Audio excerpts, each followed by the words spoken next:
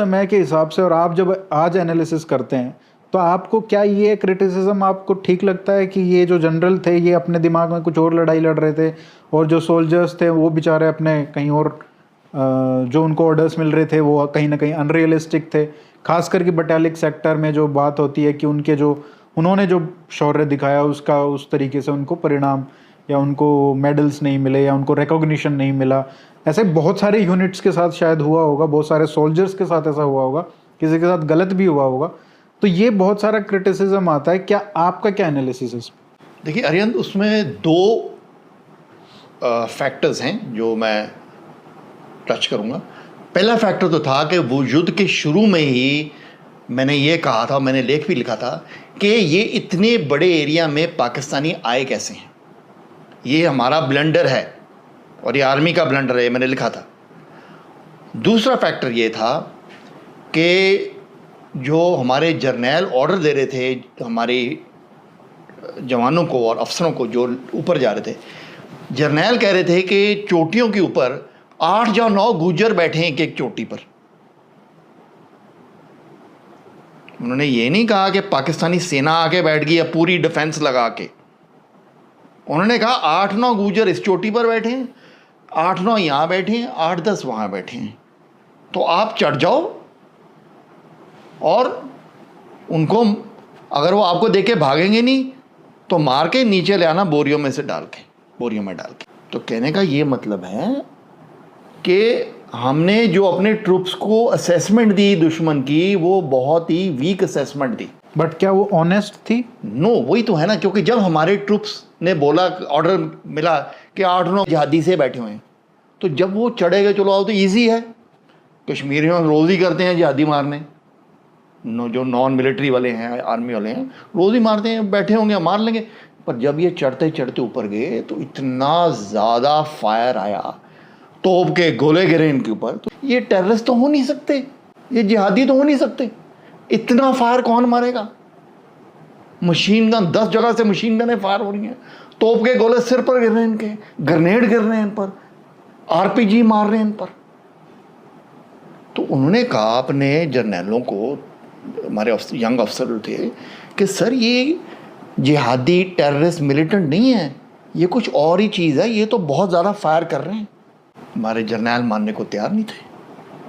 वो कहते आप बुज़दिल हो, आप अटैक करने से घबरा रहे हो, इसलिए बहाने ढूंढ रहे हो। आपको ये पता है कि कैप्टन मनोज पांडे, जो परमवीर चक्र दिया गया था उनको, जो शहीद हो गए थे, उनको ऐसी अटैक में भेजा था।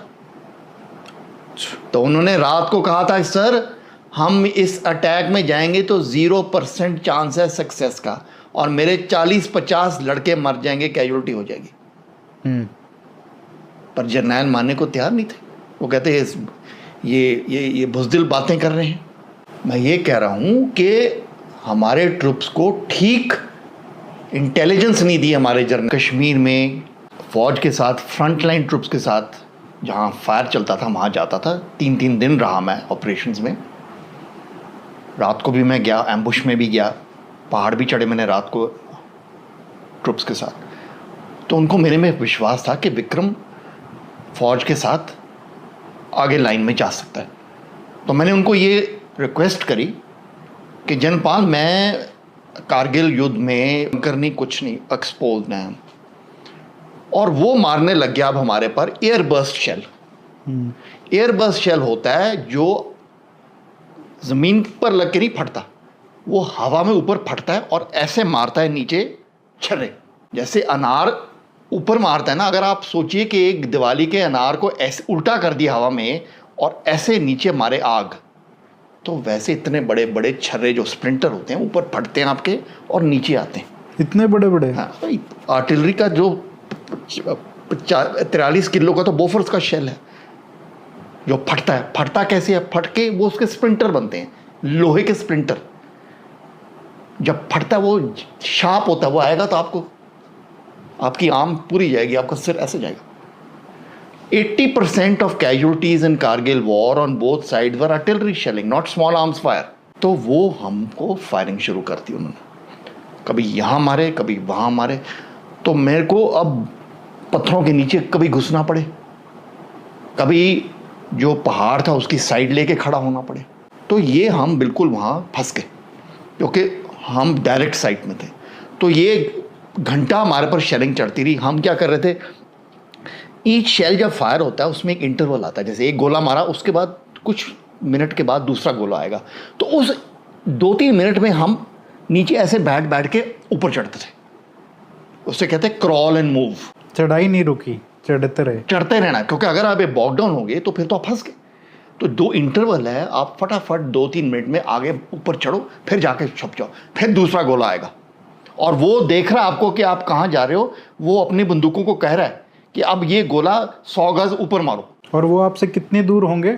वो बैठा था ऊपर 5060 पर, दैट मीन वो बैठा था कोई 16,000 फुट के ऊपर। और आप कहाँ तक आ गए? हम चढ़ रहे थे तो हम होंगे कोई 13-14,000 फुट के पास। तो 2-3 हज़ार फुट नीचे थे हम उसके। पर उसके बाद दूरबीन होती है, बड़ी पावरफुल होती है, वो तो वहाँ दूरबीन से बैठ के द्रास टाउन में शर्ट का कलर देख सकती है। किसी ना किसी तरह हम बच गए, हमारी कैजुअल्टी नहीं हुई, क्योंकि हमारा मेजर कर्नल शर्मा जो थे, he was adjutant 18 Garhwal rifles, वो काफ़ी सियाने और तजुर्बेकार अफसर थे, तो हमारे को छुपाते रहते थे, फिर क्रॉल एंड मूव करके हम बच गए। तो एनीवे मैं 4700 नहीं पहुंच सका, पूरी हमारी दोपहर लगी, शाम तक मुझे हाई ऑल्टीट्यूड सिकनेस होगी। और क्यों हुई? क्योंकि मैंने 16 किलो का बुलेट प्रूफ जैकेट और पटका पहना हुआ था और मैं बगैर एक्लेमेटाइजेशन के चढ़ रहा था। तो मैं पूरे दिन चढ़ के मैं 5-5:30 तक बिल्कुल बैठ गया, मेरे से चला नहीं जा रहा था। फिर हम उस रात वापस द्रास मुड़ गए, मुझे सिकनेस और बहुत सारी चीज़ें होंगी। एनीवे 6 दिन के बाद 7 जुलाई को मुझे कोर कमांडर साहब के जो अफसर हैं, brigadier Arun Chopra, he was brigadier to general staff headquarters 15 corps, उनका फ़ोन आया। वो कहते हैं विक्रम, हम चाह रहे हैं कि आप बटालिक में जाओ और 4812 पर चढ़ के वहाँ देखिए इतने सारे हाँ इतने बंकर, और एक बंकर में 2-2 मशीन गन्ने, इतनी मशीन गन्ने थी, मैं आपको क्या बताऊँ अंदाज़ा कितनी इनके पास असला और मशीन गन्ने थी। और आप देखो बंकर से आपने बिल्कुल बंकर के पास पहुंचना है, ये नहीं कि आप यहाँ से फायर करोगे 50 गज से, आपने बंकर के पास पहुंच के या तो ग्रेनेड फेंकना या मशीन गन बाहर लगा लेनी है, जिसे कहते हैं close quarter combat, CQB, close quarter combat. तो ये इस बंदे ने अपनी LMG फिर भी फायर करता रहा, अब पूरी गोलियां लगी हुई हैं इस पर, पूरा कंधे में इतनी बड़ी बड़ी गोलियां इसमें लगी, ये फायर करता रहा। और दूसरे बंकर पर इसने पूरी अपने प्रेशर रखे। उतनी देर में और भी आई इनकी पलटन, और उनके डिगिंदर बच गए। उनके जो मेजर साहब थे, मेजर विवेक गुप्ता, चाली कंपनी के, वो वहीं उनके साथ मर गए। और उस रात आई थिंक इनकी बड़ी हैवी कैजुअल्टीज हुई तोड़ने की युद्ध में। तो मेरे और दिगिंदर को कुपवारा में 1993 में शेलिंग चल रही, वहाँ से गिर गए। आज उनको कोई जानता, कोई गैलेंट्री मेडल कुछ। मेजर मनोज तलवार कोई जानता नहीं कि मेजर मनोज तलवार कौन थे, राइट? हमारे जवानों में इतने लड़के थे।